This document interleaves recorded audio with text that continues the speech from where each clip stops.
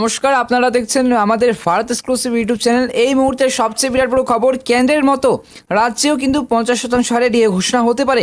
পশ্চিমবঙ্গের সরকারি কর্মচারীদের জন্য বিরাট বড় আপডেট। এই মুহূর্তের সবচেয়ে বড় খবর, 5 অথবা 6% ডিএ নয়, একেবারে 50% ডিএ বা বকেয়া মার্গ ভাতা বৃদ্ধি পেতে চলেছে রাজ্যের সরকারি কর্মচারীদের।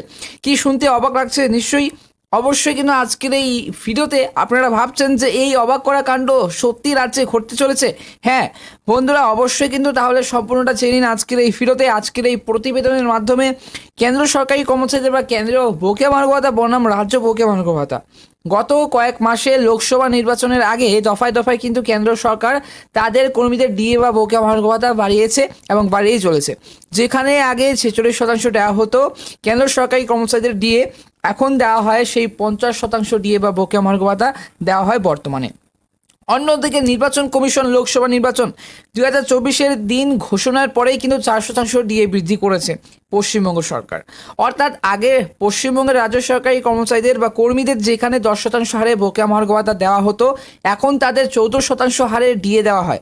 অর্থাৎ কেন্দ্র এবং রাজ্য সরকারের যে মধ্যে পার্থক্যটা কিন্তু 36% হারে। কিন্তু সম্প্রতি যে চারিদিকে থেকে কিন্তু ডিএ বৃদ্ধি নিয়ে নানা খবর প্রকাশ্য আসে, এমনকি সংগ্রামী যৌথ মঞ্চ ডিএ নিয়ে কিন্তু আন্দোলনও করেছেন এবং প্রতিদিন কিন্তু তারা কিন্তু ধর্মঘট করছেন সংগ্রামী যৌথ মঞ্চের নিচে। সেই কিন্তু শহীদ মিনারের নিচে তাদের সংগ্রামী যৌথ মঞ্চ রয়েছে, সেই সংগ্রামী যৌথ মঞ্চে কিন্তু প্রতিদিন আন্দোলন করেই চলেছেন এবং 500 দিন অতিক্রান্ত হতে চলেছে সংগ্রামী যৌথ মঞ্চের রাজ্য সরকারি কর্মচারীদের। এবং প্রশ্ন হচ্ছে যে 50% ডিএ বৃদ্ধি কি এক সপ্তাহে? শোনা যাচ্ছে যে 50% ডিএ এক সপ্তাহে পাওয়া যাবে, তবে তার জন্য করতে হবে একটি কাজ। সোশ্যাল মিডিয়ায় এমনকি একটি পোস্ট ভাইরাল হয়ে গেল। জানা গিয়েছে ফেসবুকে রাজ্য সরকারি কর্মচারীদের একটি গ্রুপ আছে, একটি গ্রুপ রয়েছে নিজস্ব বা সংগ্রামী যৌথ মঞ্চ রয়েছে ডিএ নিয়ে সেই আন্দোলন বা নানা আপডেট, সেই একটি গ্রুপ রয়েছে ফেসবুকে। রাজ্য সরকারি কর্মচারী একটি গ্রুপ আছে সেই সংগ্রামী যৌথ মঞ্চ নামে।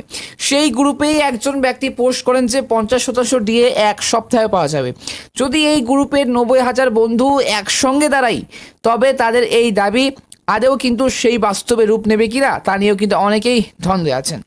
এদিকে কেন্দ্র সরকার আপাতত সপ্তম বেতন কমিশনের আওতায় কর্মীদের ডিএ প্রদান করছে।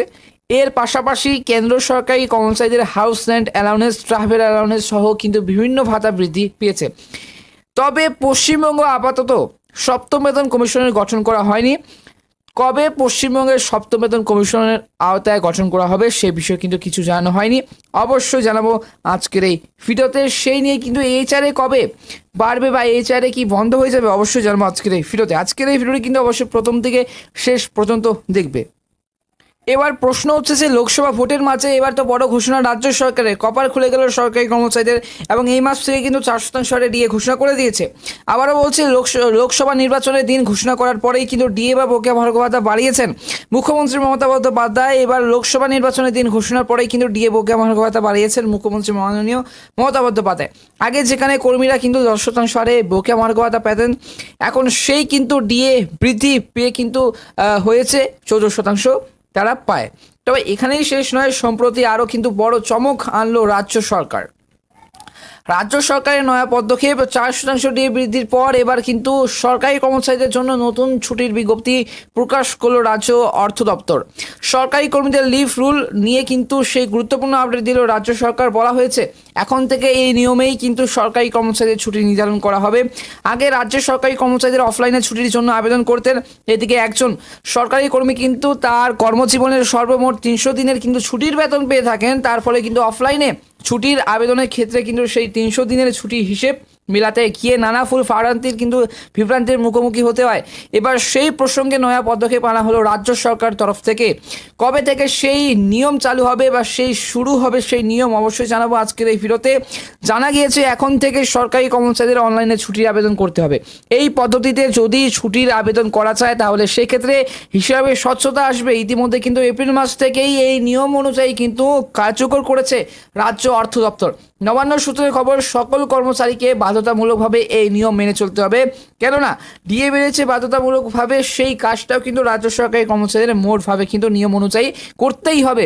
প্রসঙ্গত যে সরকারি কর্মচারীদের অনলাইনে ছুটি জানানোর জন্য একটি নির্দিষ্ট পোর্টাল চালু করেছে রাজ্য সরকার।